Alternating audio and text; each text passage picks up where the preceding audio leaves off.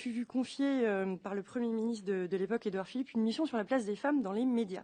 Alors déjà sensible à l'enjeu, j'en ai retenu le caractère essentiel de l'amélioration de ces places et puis les difficultés à atteindre cette égalité, mais aussi les progrès que nous pouvions constater.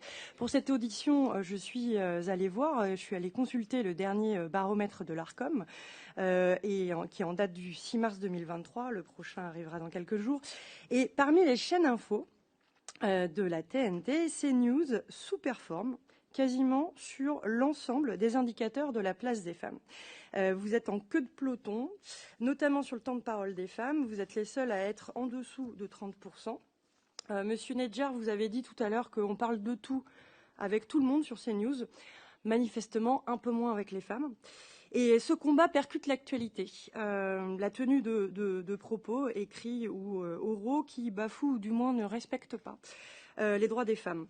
D'une part avec l'infographie qui a été diffusée apparemment selon vos mots suite à une erreur technique, mais qui assimilait l'avortement à d'autres causes de mortalité.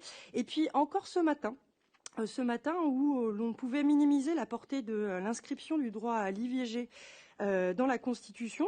C'est un droit. Malheureusement, quand on compare avec le plateau qui était le vôtre à 9h, où il y avait 7 intervenants, 6 hommes, 1 femme, on peut s'interroger sur les conséquences de cette moindre place des femmes, que ce soit à l'écran ou vous allez nous éclairer dans votre organisation.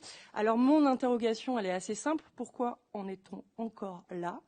Est-ce qu'une meilleure place des femmes, une meilleure place accordée aux femmes sur votre antenne, dans votre organisation également, ne contribuerait pas à éviter des erreurs techniques selon vos mots?